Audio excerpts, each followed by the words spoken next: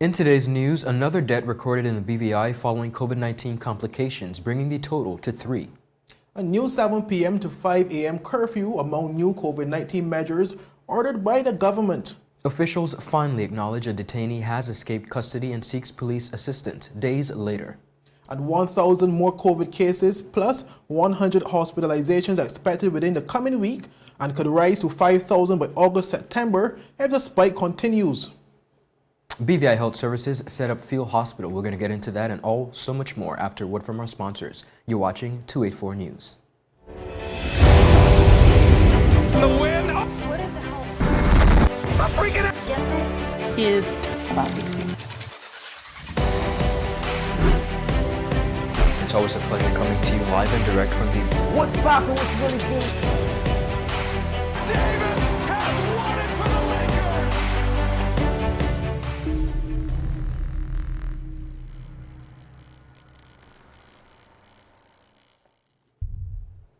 Well, welcome everyone. It's Friday, July 9th, 2021. I'm Kamal Haynes. And I'm Ron Grant, coming to you live and direct from Tortola in the beautiful British Virgin Islands. From Tortola to Jas Van Dyke, Virgin Gorda, and Anegada, we got you covered.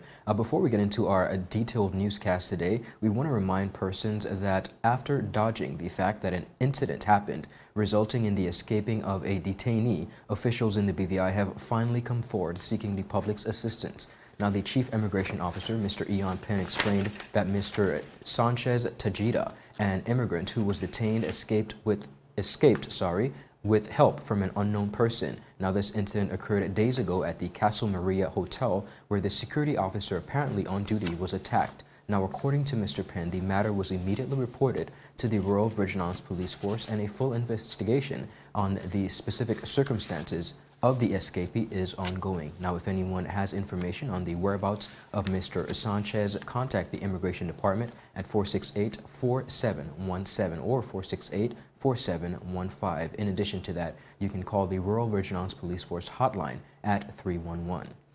In addition to that, the British Virgin Islands Ports Authority advises the general public that the current international ferry passenger schedule and passenger limit remains. Now, in accordance, of course, with the Public Health COVID-19 Control and Suppression Measures Number 4, Order 2021, gazetted 6th July 2021, a maximum of 65 passengers are permitted per ferry trip. There continues to be 2 daily round-trip services, and ferry passengers arriving and departing the British Virgin Islands must reserve a ticket with the scheduled ferry operator through their booking portal. Travelers are also reminded to obtain their entry approval via bvigateway.bviaa.com. Now, viewers, on to local news. 284 Media has been reliably informed that another patient at the Dr. D. Orlando Smith who tested positive for COVID-19 has died. Based on the information, the deceased was a 72-year-old patient who was being monitored in the intensive care unit and later succumbed to complications. Government officials have since confirmed that this is the 3rd COVID-related death in the BVI. Now, just yesterday, our newsroom broke the story of the 2nd death in the territory, which was later confirmed again by the Ministry of Health and Social Development on yesterday, July 8th. The deceased was a 32-year-old male. At the time of his death, the deceased was in the ICU as a patient at the Dr. D. Orlando Smith Hospital. Now, in regards to the previous death of the 32-year-old, which took place on June 11th, Chief Medical Officer Dr. Ronald Georges said, and I quote, "We are deeply saddened by the passing of this young man and express our sincere sympathy to the family. This death not only affects loved ones, but impacts the community." Now, up to press time, we have had 821 active cases confirmed of COVID-19, with more expected as contact tracing continues. He said, "We encourage the community to help us to arrest the spread of COVID-19 by adhering to guidelines and protocols." That was Dr. Georges. Kamal, we see where we have lost a 3rd victim as a result of COVID-19 complications, and we want to take this time out to wish all families affected by the passing of not only the 72-year-old male today, but also the 32-year-old that took place yesterday. Indeed, and that's why government would have made a decision to implement a number of measures through recent cabinet decisions. Yes. And with the territory continue to experience a rapid surge in COVID-19 cases, the BVI government has moved to implement a new 7 p.m. to 5 a.m. curfew, along with restricting restaurants to only take-out orders. Well, these announcements were made by the Minister for Health, Carmen Malone, during a late-night COVID-19 update to the territory on Thursday, July 8th. Well, according to the minister, these decisions were made just hours before the media conference and will come into effect from today, Friday, July 9th. National book on COVID-19. Today's pages highlight some decisions taken by Cabinet at a meeting held today. In fact, it just got done about an hour ago. And we were updated by the Health Emergency Operating Center, the Unified Command Team. As we continue to navigate the high surge of COVID cases in this territory, Cabinet decided that the National Security Council request the Attorney General to draft a new curfew order to impose a 14-day curfew from 7 p.m. to 5 p.m. effective tomorrow, 9th July 2021, from 7 p.m. to 5 p.m., with the exception of essential workers. Cabinet further endorsed the setting up of a field hospital by the BVI Health Services Authority and the Ministry of Health and Social Development to accommodate the efficient administration of care for COVID-19 patients. So at 7 p.m. tomorrow, we start a 14-day curfew. It goes until 5 a.m. So 7 p.m. nightly to 5 a.m. effective 9th July 2021. Well, the minister also said that decisions were made to cease the limited in-dining experience for restaurants to only take-out services for the next 2 weeks. He said the cabinet further made a move to limit the activity of persons on the road, restricting all liming or gatherings from occurring. He said a failure to abide by these rules may result in a harsh decision to revert back to a 24-hour lockdown. In addition, Cabinet has also decided to amend the Public Health Control and Suppression Measures Order Number 4, 2021, to restrict all restaurants to take out services only for the period of the curfew order. Furthermore, Cabinet also decided that for 14 days, effective July 9, 2021, persons will be advised to limit their movement and stay at home where possible, and that no loitering or gathering be encouraged. This decision is expected to be reviewed on a regular basis to determine whether further measures, including a 24-hour lockdown, may be required to limit movement in order to further reduce the spread of COVID-19 in the territory. But during the day, we would like for you, we admonish you to limit your movement. If you have to go to the doctor, go, return. Supermarket, go, return. To the dentist, go, return. To your place, because we encourage businesses to do as much at home work as possible, but it is not always possible. So those who are going to the office, go to the office, safe distance, sanitize, go home. Loitering should be kept to a zero. Well, as my colleague Ron stated earlier, the BVI last recorded 821 active COVID-19 cases, with a huge percentage said to be symptomatic.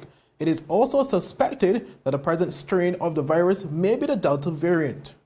Definitely a situation that we're going to be watching closely. Viewers, still ahead, 1,000 more COVID cases plus 100 hospitalizations expected within the coming week, and could rise, believe it or not, by 5,000 by August, September if the spike continues, it says health officials here in the BVI. We have the details and so much more after a word from our sponsors. The wait is over. CCT Fire is here. Experience ultra-fast downloads, seamless streaming, and even more reliable connectivity on an all-new fire-blazing super-fast CCT Fiber network. CCT Fire. Bring it home and upgrade today. Is business slow? Cash flow down? Hosting an upcoming event? We can help. Advertise with 284 Media and take your business or event to the next level by enhancing your present marketing and messaging strategies. Allow our team of experts to create a personalized ad that sets your business apart from all the rest. This could be your business or event. So, what are you waiting for? contact our marketing team at 284media@cctbvi.com. Advertising with us works. Well, viewers, welcome back. But the positive COVID-19 cases in the British Virgin Islands are expected to rise by at least 1,000 more cases, with some 100 cases requiring hospitalization by mid-July. But this is according to the Acting Chief Medical Officer, Dr. Ronald Georges, who made a statement during a late-night social media COVID-19 update on Thursday, July 8th. Well, he was speaking on the latest developments in the territory as COVID-19 cases at that time had drastically risen to 821 active positive cases, with more expected to be recorded by today. Listen in. They also projected as much as the potential for 100 hospitalizations in that time. We have to also be mindful that the infections that have been detected now are basically would have happened 1 week ago. So as we implement stricter public health measures, the outbreak will continue to have some momentum, and we expect cases to continue to rise before they level off. So we can expect that surge of cases can happen for over a period of as much as 4 to 6 weeks. Well, meanwhile, national epidemiologist Harmony Messiah said those numbers could more than quadruple if the spike in the current cases continues. Modeling that we did, the unit did, we do see a doubling time of approximately a 2-day doubling time or 2.4-day doubling time. And at the end of 14 days, if we do not significantly curb spread, we are looking at approximately 5,500 persons being affected.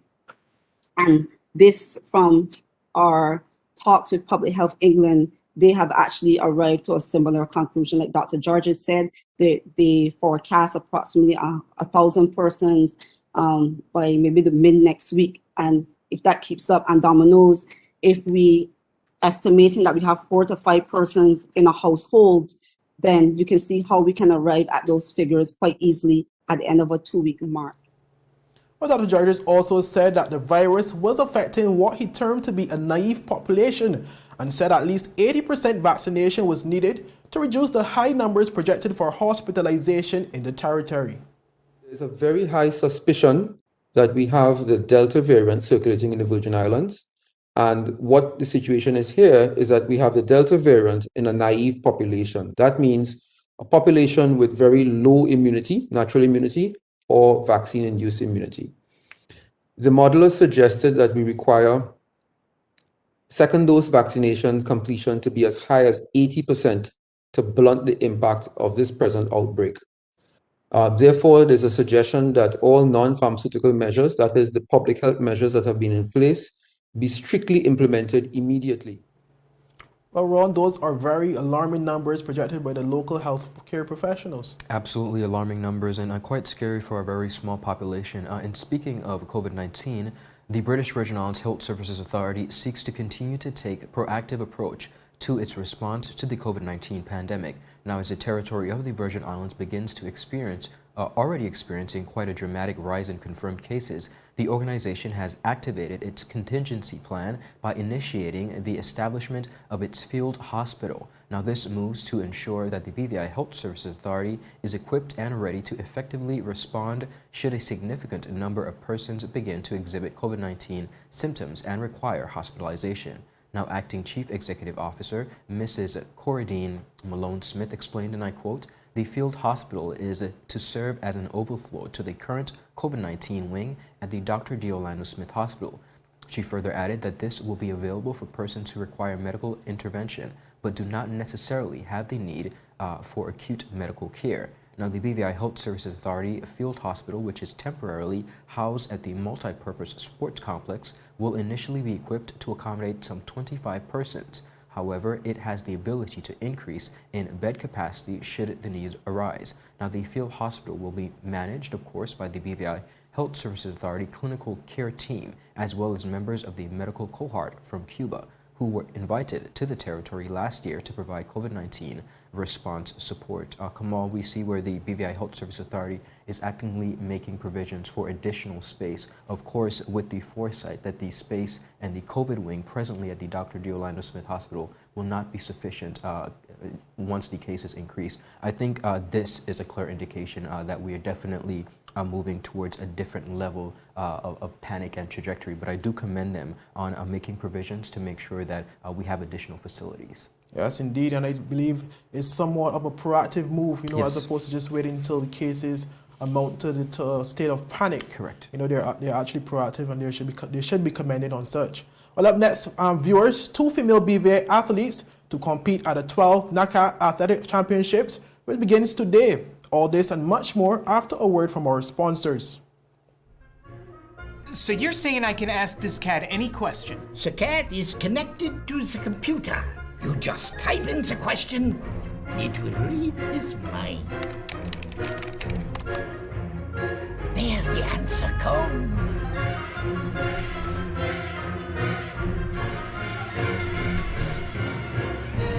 You're the man! I've been looking for this for weeks.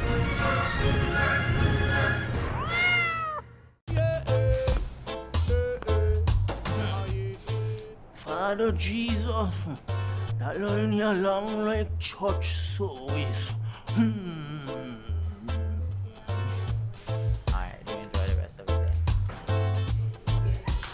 Next customer line, please. Wait, hold on a second. Yes, Sonny boy, come, yes, Good son. morning. Good morning, Sonny boy. Hold on there. You must have cut front of people. It's okay, I'll take care of it. What? No man to take care of me. How may I assist you?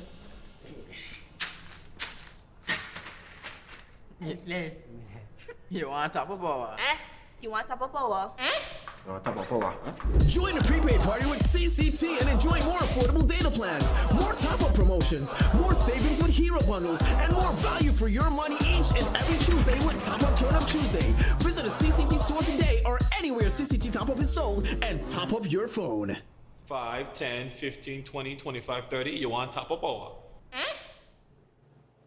Well, welcome back, viewers. The 2 female athletes will be representing the British Virgin Islands in the NACAC Under 18, Under 20, and Under 23 Athletic Championships in San Jose, Costa Rica this weekend. Well, according to the information received from the BVI Athletics Association on Wednesday, July 7th, which said the athletes competing will be Akrisa Aristi and Palisa Cesar, who are accompanied by coach Erica Frederick. With the competition kicked off today with Aristi contesting in an under 20 400-meter race at around 2:30 p.m. this afternoon, with the final set for Saturday, July 10th at 5 p.m., which she will also compete in the 200-meter event on Saturday at 6:10 p.m., with that final set for Sunday, July 11th at 10:20 a.m. Well, meanwhile, Cesar will contest the under 18 discus and shot put events at 10:30 a.m. And then at 4:30 p.m. on Saturday. Where the release also said that some of the other selected athletes were unable to attend the championships due to various reasons beyond the control of the association. The president of the BVI Athletic Association, Steve Augustine, said he is expecting great results from the athletes and expects tough competition from the other contestants. Listen in. As you would know, Akrisa Aristi trains with the Sprint Tech Track Club under the guidance of Coach Willis Stotman, a seasoned and trained coach. She contests obviously the 200 and 400, which are sprints. She's gone through a full series of development meets throughout the calendar year. As you would know, the curfew games was cancelled, but we did a pretty good job as far as the association is concerned in relation to making these development meets available for our athletes. And in Palisa's case, she trains with Coach Eric Matthias, a former national record holder in the throws, and she's been having a wonderful season. She would have done really well at the curfew games last year. It was postponed, and then this year she would have done well as well, but of course it was cancelled. So in both cases, both athletes are definitely looking forward to getting some real competition under their belt and seeing how good they can go out there and really perform. President Augustine also spoke to the importance of having the competition in the middle of a pandemic that has seen the cancellation of 2 consecutive curfew games. One of the good things with this particular competition, this meet, which is the NACAC under 18 and under 23, with some lobbying from Team BVI and other Caribbean countries, we were able to convince NACAC to include an under 20 section for our under 20 athletes so that they themselves can have something regionally where they can compete. So our typical under 18 and under 23 track meet now includes an under 20 section, which is where an athlete like Akrise Risti gets to benefit. So she is going to contest the two events in the under 20 section. As you would know, we've had a whole lot of trials and tribulations as far as the track meets are concerned. Curfew again being postponed 1 year and then being cancelled this year. We've got a few meets that were pushed back to later down during the year. So the opportunity again for our athletes to go out and showcase their talents against their regional and international peers only means that they can definitely see exactly where they're at, continue to fine-tune their ability to perform in their respective events and go out there and do something great. So the timing is something that we welcome. We're coming off the heels of the cancellation of the Curfew Games, and we're just expecting really and truly the kids our athletes to go out and do really well. Well, we'll be here at 284 News. Wish our athletes all the best over the weekend. Absolutely, Kamal. They have been doing a tremendous job, and we want to just make sure that we continue to rally around our athletes who continue to represent us to the fullest extent. I think they're doing a phenomenal job, and also the various organizations here in the British Virgin Islands that continue to support them, not only with training, but continue to chaperone them and make sure that they are well represented. Kudos to each and every one of you. Viewers, we're going to take a quick commercial break, but up next, Summer Sizzle BVI 2020, as expected, is postponed. We have the details from Mr. Terry Donovan himself. Brilliant Hands and Minds tutoring services, one-on-one tutorials in math and English, intense homework assistance, academic enrichment, school projects, effective communication and public speaking development, sign language for adults and children on Saturdays only. Registered with the Virgin Islands High School Certificate Program, Brilliant Hands and Minds can help you too. Offering intense curriculum-based training to help you or your loved ones get their high school diploma. It's time to make your family's education a #1 priority. Hurry, space is limited. Brilliant Hands and Minds Learning Center. We are the trained education professionals.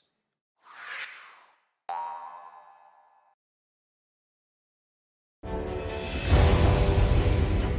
win. What are the hell? I'm freaking out. Is about these people. It's always a pleasure coming to you live and direct from the... What's poppin'? What's really good? Davis has won it for the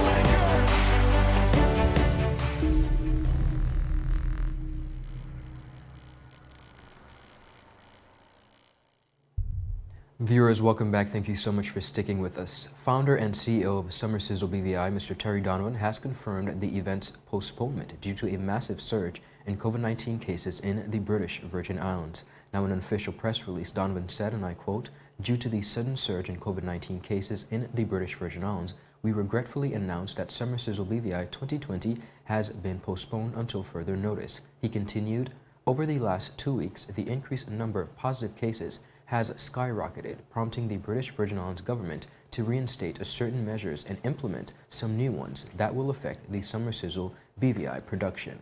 Over the last days, the number of positive cases rose from 2 to over 500, he said. They are now at 821. Like you, we were excitedly preparing for an exciting and safe event in which everyone was vaccinated and following the CDC guidelines. Though we would not have been prepared, the current status of the pandemic in the BVI warrants that we cancel the event in an abundance of caution and, of course, to avoid the further spread of the virus." He continued, "We believe that getting vaccinated is a personal choice. However, we encourage you to do the required research and make the best decision to protect yourselves and your loved ones. We will monitor the situation and make every effort to stay abreast with the government of the Virgin Islands and more so the Ministry of Health and Environmental Health for updates, and we will of course further issue an announcement next week as we continue to monitor the situation on the ground. We are praying for everyone's safety at this time."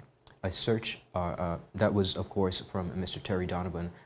Kamal, we are going to continue to see, I believe, a number of postponement and canceling of events. Of course, our colleague Jovan Wilson sat down with the Honorable Minister for Education, who's also responsible for festival, and that in and of itself obviously is going to be a cancellation. It is a stark reality that we cannot continue business as usual. So just like Summer Sizzle and other events, I think we're going to continue to see not only postponements, but in eventually just cancellations of the events for this year for the protection of residents and visitors. Indeed, and as the minister would have mentioned also in that interview, that a number of the events will have to go virtually. Correct. With hopes that the cases do reduce to allow some events for the coming November. Yes. Viewers, we want to remind you that effective today, Friday, you are to be indoors by 7 p.m. The curfew suppression order goes in effect today. That's 7 p.m. to 5 a.m. We want to make sure that all persons are abiding by that for the continued safety of our territory. We do thank you so much for tuning in, and of course, wishing you all the very best as we continue to navigate through these difficult times. Now is more important. It's a more important time than ever that we continue to stick together, stay close to family, encourage each other, give persons a call and check in to see how they're doing. We wish you all the best. And indeed, before we go though, we want to touch on some news with the Olympic Games. And the Olympic Games in Tokyo will not be hosting fans for this year's edition of the event after the authorities issued an official ban on Thursday, July 8th, as Japan continues to see a surge in COVID-19 cases. But the ban was announced by the International Olympic Committee and Japanese organizers, who said the Games will be reduced to a made-for-TV event. Although the ban was widely expected by some people, the move marked a sharp turnabout from just weeks earlier when the Olympic organizers said they aimed to hold the Games with limited spectators. The Tokyo 2020 President Siko Hashimoto said in a statement, and I quote, "It is regrettable that we are delivering the Games in a very limited format, facing the spread of coronavirus infections. I'm sorry to those who purchased tickets and everyone in local areas." Also commenting on the magnitude of the decision was Japan Times' Dan Olewitz, who was speaking during an interview with Al Jazeera News. Listen in. This was supposed to be our shining moment. This was supposed to be a huge moment for Tokyo, for Japan. So much effort has gone into preparing the capital to host these games, the infrastructure, the emphasis on improving service for inbound tourists, everything that has changed in the city over the last decade has been in anticipation of these Olympics, and now it's going to be a lot of empty stadiums. I think that holding the games without fans is the easiest way for organizers to get this event across the finish line, just like the runners, just like every other competitor at the games, with minimal risk to the health and safety of the athletes and all other participants. By taking away the fans, you're reducing the need for staffing, you're reducing the number of volunteers who need to be on site, and you're reducing the strain on the public transit system. It makes sense just from a logistical perspective, but obviously these aren't going to be games that it's not going to create a sense of excitement. You're not going to have the festival atmosphere that we've seen in Rio, in London, in Beijing, in Athens before that. So it is really disappointing.